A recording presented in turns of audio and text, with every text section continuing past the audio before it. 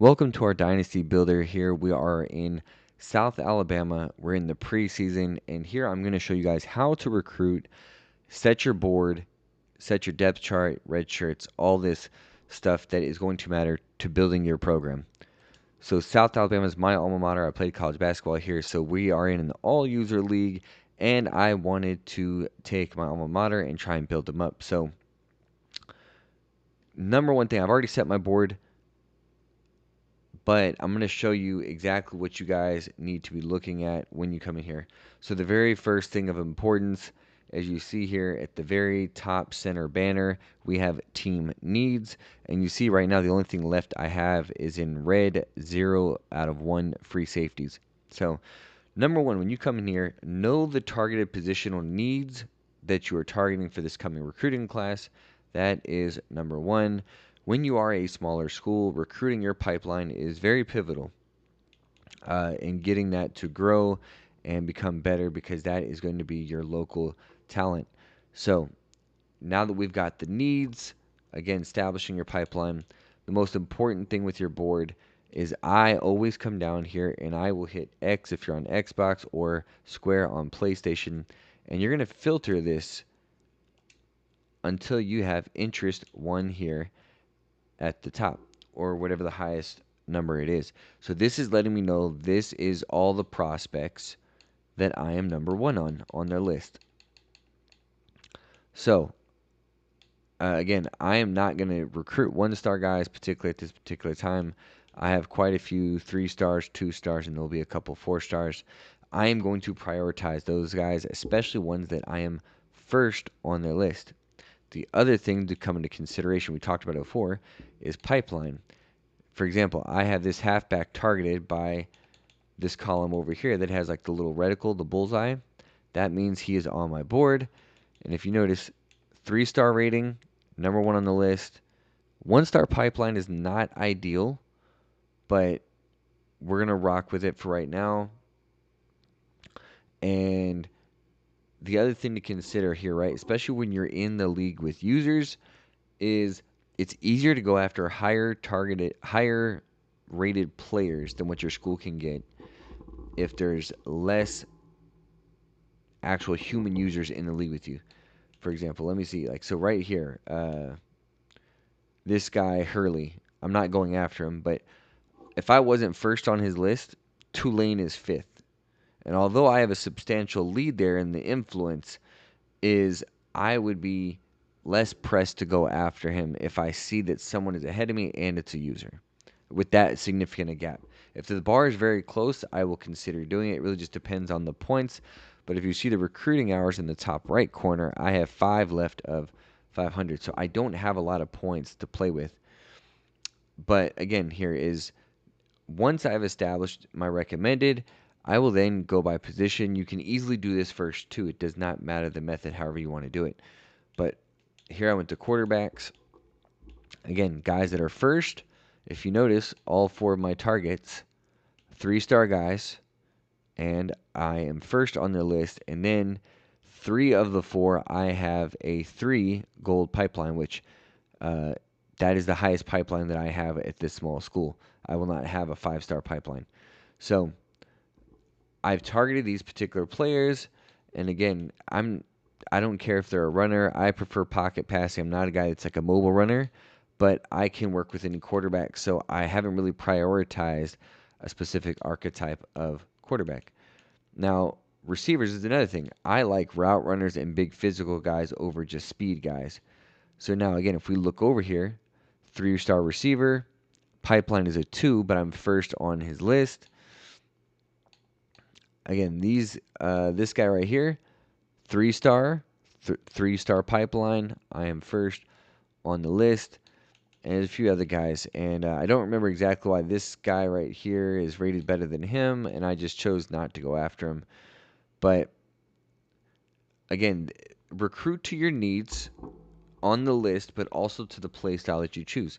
So, for example, I did not recruit a lot of, I did recruit edge rushers, but I like to bring heavy pressure. I like blitzing, doing different things where I'm bringing five players at all times, maybe 6, sometimes dropping back for 4. So the specific guys I like for are speed rushers, power rushers, anything that is kind of like a rusher. Again, another power rusher here. What's this guy? And then another power rusher. So now again, this guy I'm ninth on the list. I didn't have any particular guys that I saw that were super big from the edge rushing department that I liked. This guy I was sixth on. But again, this is one of those situations here where if you look at it, there's two CPU. There's two users on two of the schools there in our bottom right that are ahead of me as I am six. So I'm right off the list. But if you look, that little gold bar right above the number one team on the list, it shows top 8, top 5, top 3. We are very close. That is my interest. So I am trying to get in there, make his top 8, and see if I can make a run. It doesn't look very promising at the moment, but again, you never know what can happen. Maybe other users don't offer. This is one right here. The reason why I wouldn't get into this player's recruiting battle is Auburn and Tulane there have a significant advantage over me. So despite me being in third and being a 3-star pipeline, that wasn't something that I was prioritizing. Now, once you set your board and you filtered it out, what I like doing is if you hold the RT button or the right trigger, the right trigger or R2 if you're on PlayStation, on this player here, you can shuffle him down and release your button. And now it will order this guy is my highest priority guy, second, and fourth. So what you can also do again is if you want to filter these guys around, move them around to a particular prioritization that you want for these guys, you can do that. I'm big on recruiting guys I have top interest in first, and then I fill my board out as I go. So that way I don't have to come and rearrange everything. Secondly, here, as you see, I have 500 recruiting hours at the top. Offering scholarships costs 5 hours. If you offer 35 scholarships, or 30, just let's do 30 scholarships just to make the math easy, right? That's 150 recruiting hours. It's going to be 175 recruiting hours that you're just spending on that. So that's going to leave me with 324 hours to recruit, to do my scouting. So as you look here on my board before I go into this, if you see the binoculars next to the player's name, that means you have scouted them.